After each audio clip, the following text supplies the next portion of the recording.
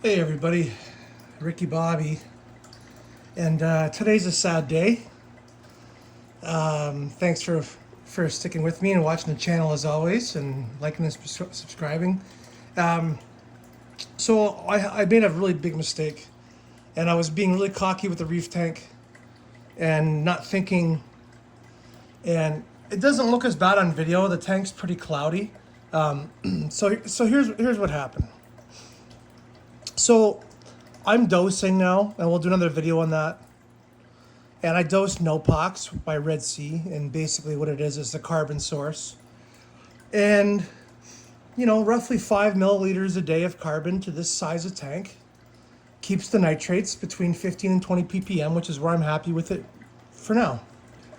So I checked the bottles and I realized, oh, the Nopox bottle and the doser is almost empty, so I ordered a new one. And I took it out of the cupboard and, oh, there's a little bit left inside. I opened the bottle and I dumped the Nopox in the tank. Oh, what's the worst it's gonna do? Drop the nitrates from 15 down to 10 or 5, right? Well, I woke up this morning and Princess Poppy, our beloved flame angel, was dead. And for most people who come to our house, Princess Poppy is the showfish. My daughter cried quite a bit. It's really sad. We had her 2.5 years. My yellow tang, Bubbles, you can see on the bottom right, is kind of just hovering in one spot. So she was on her side this morning, completely on her side beside Princess Poppy, who was dead. And I had to figure out what the hell happened. I didn't know what happened. It took me a minute to realize, holy crap, that extra Nopox I put in the tank, I don't even know how much it was. That's the worst part. Probably did a couple things, because it's alcohol. You're throwing alcohol in the tank. So that caused a lot of issues. It put slime all over the glass. I've had to clean the glass multiple times today. It's potentially killed all the nitrifying bacteria in my tank that I've had going for 2.5 years. And I'm thinking we had an ammonia spike because the fish were breathing so heavily. And so was Bubbles, my tang. So obviously the flame angels are very sensitive. And rest in peace, she passed away and she's in fishy heaven now. Which is just too bad. We've had this tank for 2 years, over 2 years now. We've never done anything to it. It's been perfect. And I made a mistake. And I lost a fish because of it. So don't do what I did. Make sure whatever you put in your tank, you know what you're doing. You measure everything perfectly. So hopefully Bubbles is going to be okay. She got a little bit of white on her. I don't know what happened there. I don't know if it's from stress. You can just kind of see she's hovering. So the first thing I did this morning at 7 a.m. was, here's another thing. Make sure you guys have salt water, emergency salt water ready.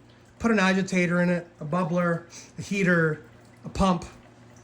Make sure you have at least 30-40% water ready in case you have an emergency like I did.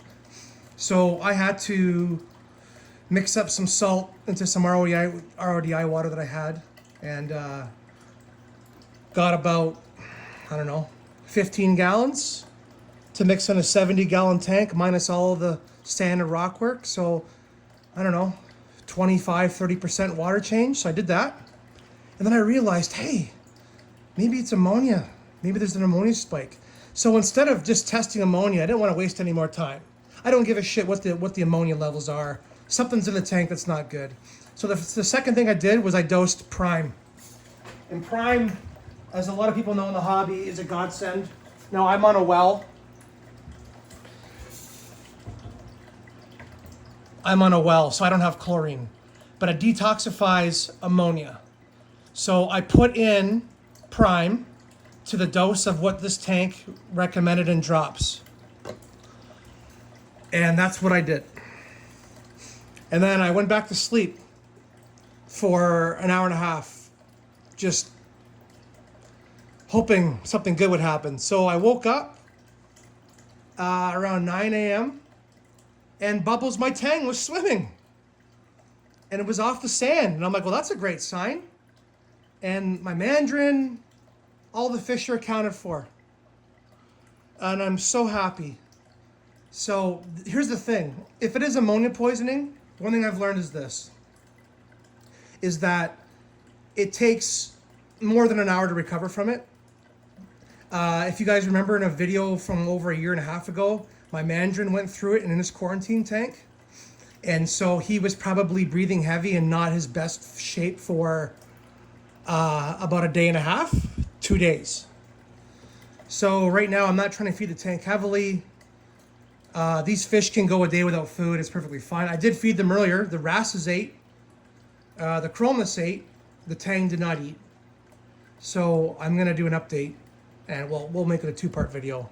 So I know this is dragging on long, but the reason why I made this channel was to share things with you guys and show you what happens when you make mistakes. Hopefully you guys don't make the same mistakes.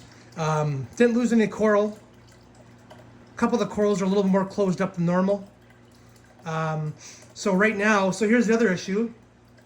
I just put all brand new RODI system in again. I got all new fresh DI resin and everything. So I'm making water. It's taking all day. So I'm planning on tonight or tomorrow doing another 50% water change. So we can get the carbon source or whatever the heck is in the tank, just in case, out. The doser has been shut off. There's no sense on dosing trace elements and carbon if you're doing water changes.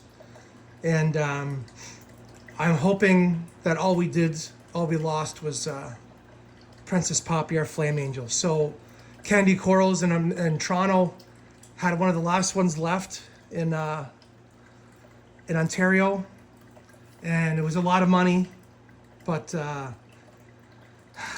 Princess Poppy 2.0 is in transit and will be here, and we will get her acclimated and get her back, and we want our tank back to where we started. So I'm gonna do another update.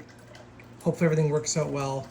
And don't do what I did, guys. Check everything you put in your tanks. Measure everything correctly. Don't just dump out of the bottle.